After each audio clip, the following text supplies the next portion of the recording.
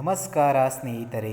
ಸನಾತನ ಧರ್ಮದಲ್ಲಿ ಆಚರಿಸುವ ಪ್ರತಿಯೊಂದು ಹಬ್ಬದ ಹಿಂದೆ ಕೇವಲ ಒಂದೇ ಸಂಪ್ರದಾಯ ಇರುವುದಿಲ್ಲ. ಅದರ ಹಿಂದೆ ಆಧ್ಯಾತ್ಮಿಕ ಅರ್ಥ, ಪೌರಾಣಿಕ ಕಥೆ, ಧಾರ್ಮಿಕ ಆಚರಣೆ ಮತ್ತು ಮನುಷ್ಯನ ಜೀವನಕ್ಕೆ ಸಂಬಂಧಿಸಿದ ಒಂದು ಮಹತ್ವವಾದ ಸಂದೇಶ ಇರುತ್ತದೆ. ಅಂತಹ ಅತ್ಯಂತ ಪವಿತ್ರವಾದ ಹಬ್ಬಗಳಲ್ಲಿ ಗಣೇಶ ಚತುರ್ಥಿ ಅಥವಾ ವಿನಾಯಕ ಚತುರ್ಥಿ ಕೂಡ ಒಂದು. ಗಣಪತಿಯನ್ನು ಸನಾತನ ಧರ್ಮದಲ್ಲಿ ವಿಘ್ನ ವಿನಾಶಕ, ಬುದ್ಧಿಯ ಅಧಿಪತಿ, ಜ್ಞಾನದ ಸ್ವರೂಪ, ಸಿದ್ಧಿ ಮತ್ತು ಬುದ್ಧಿಯ ದಾತ ಹಾಗೂ ಶುಭ ಕಾರ್ಯಗಳ ಮೊದಲು ಪೂಜಿತ ದೇವರು ಎಂದು ಭಕ್ತಿಯಿಂದ ಆರಾಧಿಸಲಾಗುತ್ತದೆ.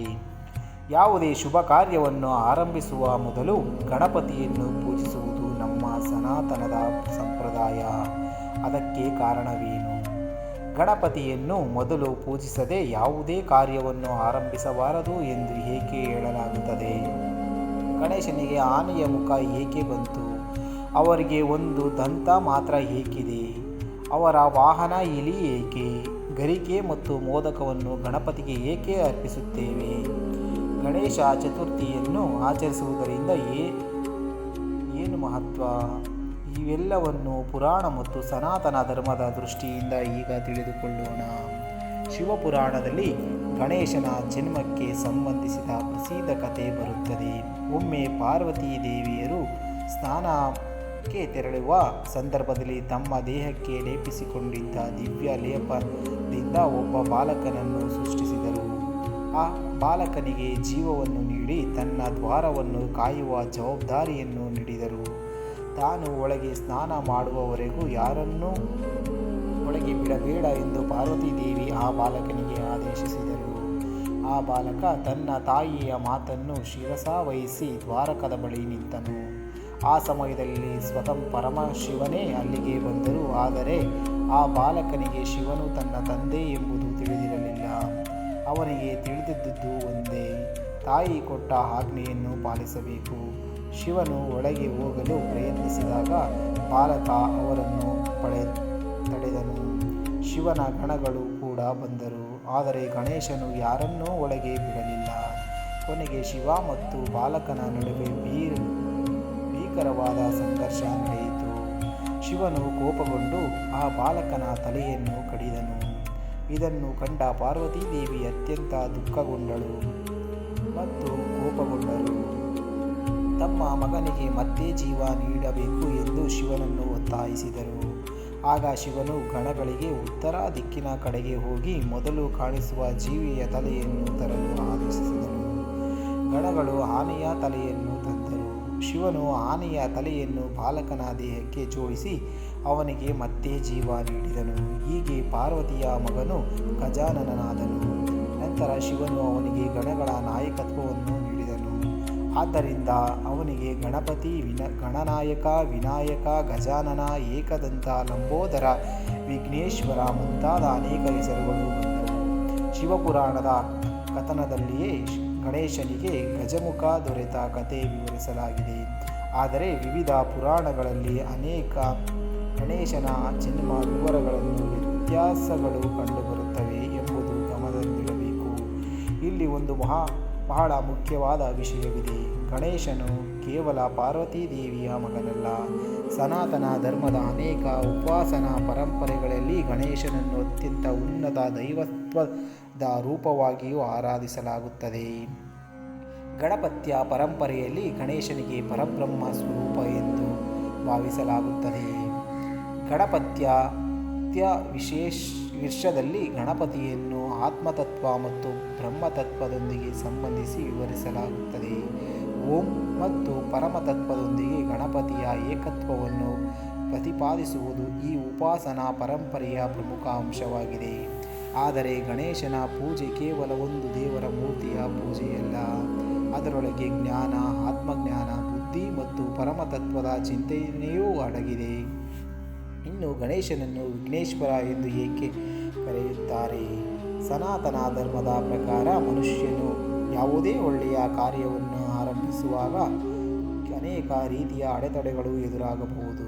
ಮನಸ್ಸಿನ ಅಶಾಂತಿ ಮತ್ತು ವಿಘ್ನ, ಅಜ್ಞಾನ ಮತ್ತು ವಿಘ್ನ, ಅಹಂಕಾರ ಮತ್ತು ವಿಘ್ನ, ಆಲಸ್ಯ ಮತ್ತು ವಿಘ್ನ, ತಪ್ಪಾದ ನಿರ್ಧಾರ ಮತ್ತು ವಿಘ್ನ, ಇಂತಹ ಹೊರಗಿನ ಮತ್ತು ಒಳಗಿನ ಅಡಚಣೆಗಳನ್ನು ಜಯಿಸಲು ಜ್ಞಾನ ಮತ್ತು ವಿವೇಕ ಬೇಕು. ಆದ್ದರಿಂದ ಗಣಪತಿಯ ಆರಾಧನೆಯ ಮೂಲಕ ನನ್ನ ಕಾರ್ಯ ನಿರ್ವಿಘ್ನವಾಗಿ ನಡೆಯಲಿ, ನನಗೆ ಸರಿಯಾದ ಬುದ್ಧಿ ದೊರೆಯಲಿ ಎಂದು ಪ್ರಾರ್ಥಿಸಲಾಗುತ್ತದೆ. ಸ್ಕಂದ ಪುರಾಣದ ಗಣಪತಿಯ ಪೂಜೆಯ ವಿವರಣೆಯಲ್ಲಿಯೂ ಗಣಪತಿಯನ್ನು ಪೂಜಿಸುವುದರಿಂದ ಕಾರ್ಯಗಳಲ್ಲಿನ ವಿಘ್ನಗಳು ನಿವಾರಣೆಯಾಗುತ್ತವೆ ಎಂಬ ಮಹತ್ವವನ್ನು ಹೇಳಲಾಗಿದೆ. ಚತುರ್ಥಿ ದಿನದ ಗಣಪತಿಯ ಆರಾಧನೆ, ಪಂಚೋಕ್ಷಾಕ್ಷಣೆ ಮತ್ತು ಮೋದಕ ನೈವೇದ್ಯದ ಉಲ್ಲೇಖವು ಅಲ್ಲಿ ಬರುತ್ತದೆ. ಆದ್ದರಿಂದಲೇ ಯಾವುದೇ ಶುಭ ಕಾರ್ಯ ಆರಂಭಿಸುವ ಮೊದಲು ಶ್ರೀ ಗಣೇಶಾಯ ನಮಃ ಎಂದು ಹೇಳುತ್ತೇವೆ. ವಿದ್ಯಾರಂಭ ಮಾಡುವಾಗ ಗಣಪತಿ ಪೂಜೆ, ಹೊಸ ಮನೆ ಪ್ರವೇಶಿಸುವಾಗ ಗಣಪತಿ ಪೂಜೆ, ವಿವಾಹ ಸಂದರ್ಭದಲ್ಲಿ ಗಣಪತಿ ಪೂಜೆ, ಹೊಸ ವ್ಯಾಪಾರ ಆರಂಭಿಸುವಾಗ ಗಣಪತಿ ಪೂಜೆ, ವಾಹನ ಖರೀದಿಸಿದಾಗ ಗಣಪತಿ ಪೂಜೆ, ಯಾವುದೇ ಮಂಗಳ ಕಾರ್ಯಕ್ಕೂ ಮೊದಲು ಗಣಪತಿ ಸ್ಮರಣೆ.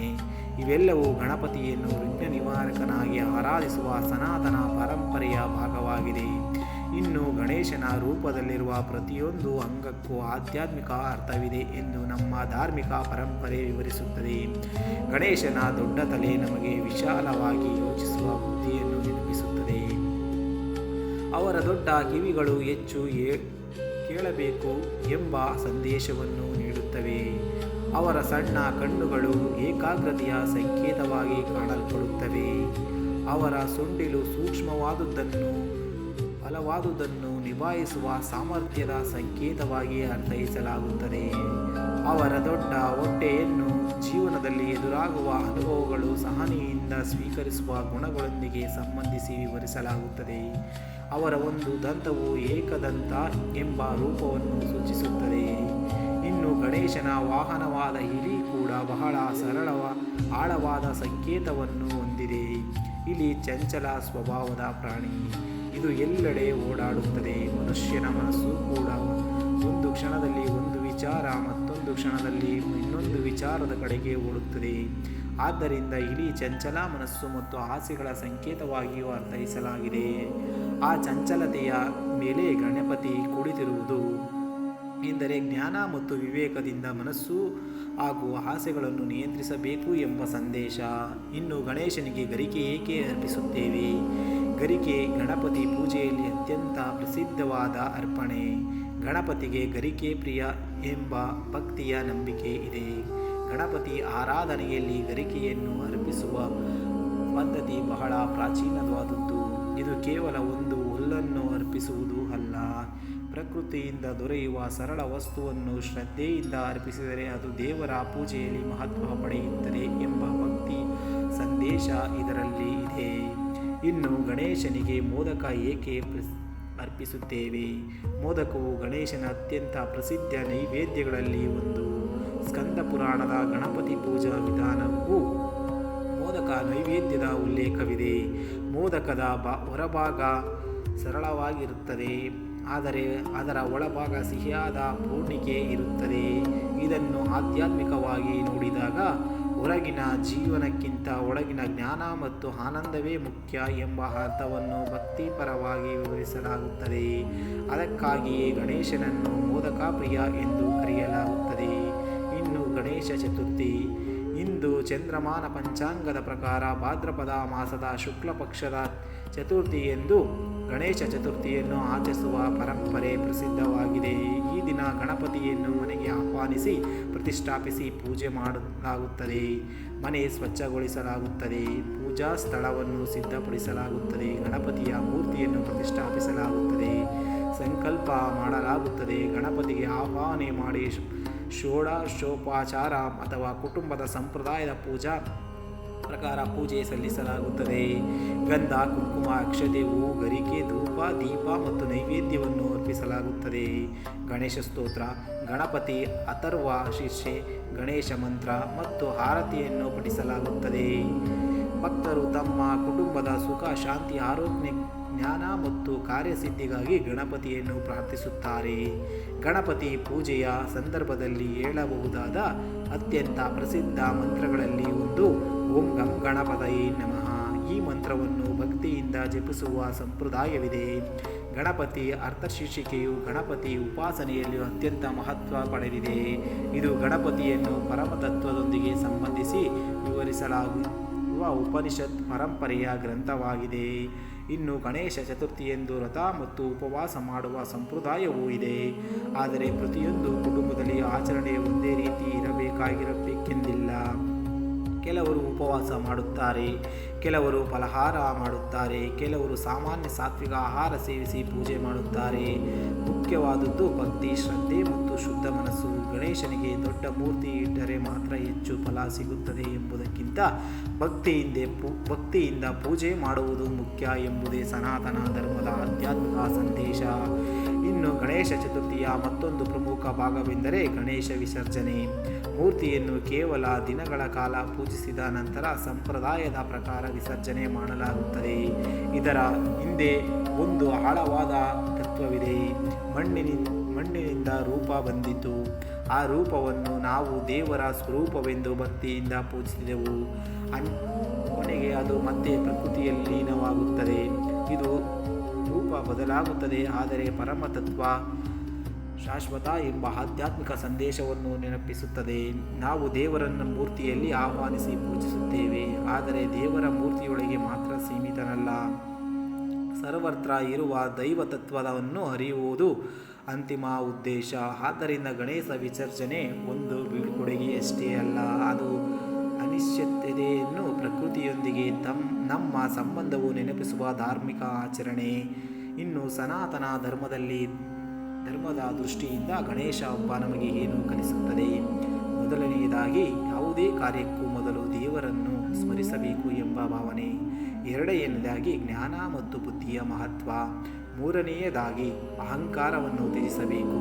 ನಾಲ್ಕನೆಯದಾಗಿ, ಮನಸ್ಸನ್ನು ನಿಯಂತ್ರಿಸಬೇಕು. ಐದನೆಯದಾಗಿ, ಯಾವುದೇ ಅಡೆತಡೆ ಬಂದರೂ ಧೈರ್ಯದಿಂದ ಎದುರಿಸಬೇಕು.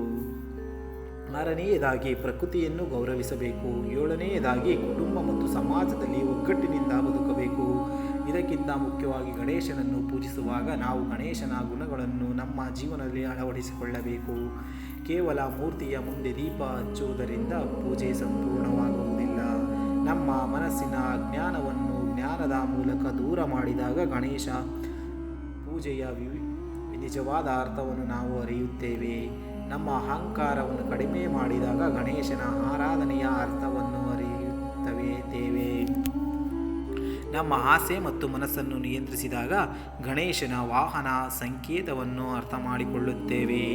ಒಳ್ಳೆಯ ಕಾರ್ಯಕ್ಕೆ ಮೊದಲು ಒಳ್ಳೆಯ ಸಂಕಲ್ಪ ಮಾಡಿದಾಗ ಗಣಪತಿಯ ಸ್ಮರಣೆಯ ಮಹತ್ವ ಅರಿಯುತ್ತೇವೆ. ಹೀಗಾಗಿ ಗಣೇಶ ಚತುರ್ಥಿ ಕೇವಲ ಒಂದು ಹಬ್ಬವಲ್ಲ, ಇದು ಜ್ಞಾನದ ಹಬ್ಬ, ಇದು ಬುದ್ಧಿಯ ಹಬ್ಬ, ಇದು ಶುಭಾರಂಭದ ಹಬ್ಬ, ಇದು ವಿಘ್ನಗಳನ್ನು ಎದುರಿಸುವ ಧೈರ್ಯದ ಹಬ್ಬ, ಇದು ಭಕ್ತಿ ಮತ್ತು ಕುಟುಂಬದ ಒಗ್ಗಟ್ಟಿನ ಹಬ್ಬ, ಇದು ಸನಾತನ ಧರ್ಮದ ಆಳವಾದ ತತ್ವಗಳನ್ನು ನಮ್ಮ ಜೀವನಕ್ಕೆ ನೆನಪಿಸುವ ಪವಿತ್ರ ದಿನ. ಆದ್ದರಿಂದ ಈ ಗಣೇಶ ಚತುರ್ಥಿಯಂದು ನಾವು ಗಣಪತಿಯನ್ನು ಭಕ್ತಿಯಿಂದ ಪೂಜಿಸುವುದರ ಜೊತೆಗೆ ಒಂದು ಸಂಕಲ್ಪ ಮಾಡೋಣ. ಗಣಪತಿಯೇ, ನಮ್ಮ ಮನಸ್ಸಿನ ಅಜ್ಞಾನವನ್ನು ದೂರ ಮಾಡು, ನಮಗೆ ಸದ್ಭಕ್ತಿಯನ್ನು ನೀಡು, ನಮ್ಮ ತಪ್ಪುಗಳನ್ನು ಸರಿಪಡಿಸಿಕೊಳ್ಳುವ ಶಕ್ತಿಯನ್ನು ನೀಡು, ನಮ್ಮ ಕುಟುಂಬದಲ್ಲಿ ಶಾಂತಿ ನೆಲೆಸುವಂತೆ ಮಾಡು, ನಾವು ಮಾಡುವ ಸತ್ಕಾರ್ಯಗಳಿಗೆ ವಿಘ್ನಗಳು ಬಾರದಂತೆ ಕಾಪಾಡು, ನಮ್ಮ ಜೀವನವನ್ನು ಧರ್ಮದ ಮಾರ್ಗದಲ್ಲಿ ನಡೆಸು ಎಂದು ಪ್ರಾರ್ಥಿಸೋಣ. ಕೊನೆಯಲ್ಲಿ ಎಲ್ಲರೂ ಭಕ್ತಿಯಿಂದ ಹೇಳೋಣ: ಓಂ ಶ್ರೀ ಗಣೇಶಾಯ ನಮಃ. ಓಂ ಗಂ ಗಣಪತಯೇ ನಮಃ. ಓಂ ವಕ್ರತುಂಡಾಯ ಮಹಾಕಾಯ ಸೂರ್ಯಕೋಟಿ ಸಮಪ್ರಭಾ ನಿರ್ವಿಘ್ನಂ ಕುರು ಮೇ ದೇವ ಸರ್ವಕಾರ್ಯೇಷು ಸರ್ವದಾ ಶುಭಕಾರ್ಯೇಷು ಸರ್ವದಾ. ಶ್ರೀ ಗಣಪತಿಯ ಅನುಗ್ರಹದಿಂದ ಎಲ್ಲರ ಜೀವನದಲ್ಲಿ ವಿಘ್ನಗಳು ದೂರವಾಗಿ ಜ್ಞಾನ, ಬುದ್ಧಿ, ಆರೋಗ್ಯ, ಸಂತೋಷ ಮತ್ತು ಸದ್ಗತಿ ದೊರೆಯಲಿ. ಗಣಪತಿ ಬಪ್ಪ ಮೋರಿಯ, ಮಂಗಳಮೂರ್ತಿ ಮೋರಿಯ. ಶ್ರೀ ಗಣೇಶನ ಕೃಪೆ ನಿಮ್ಮೆಲ್ಲರ ಮೇಲೂ ಇರಲಿ. ನಿಮಗೆ ಈ ವಿಡಿಯೋ ಇಷ್ಟವಾಗಿದ್ದರೆ ಲೈಕ್ ಮಾಡಿ ಮತ್ತು ಸ್ನೇಹಿತರೊಂದಿಗೆ ಮತ್ತು ಕುಟುಂಬದೊಂದಿಗೆ ಹಂಚಿಕೊಳ್ಳಿ. ಇನ್ನಿತರ ಸನಾತನ ಧರ್ಮದ ಮಾಹಿತಿಗಳಿಗಾಗಿ ನಮ್ಮ ಚಾನಲನ್ನು ಸಬ್ಸ್ಕ್ರೈಬ್ ಮಾಡಿಕೊಳ್ಳಿ. ಮತ್ತೆ ಸಿಗೋಣ ಮತ್ತೊಂದು ವಿಡಿಯೋದಲ್ಲಿ. ಧನ್ಯವಾದಗಳು.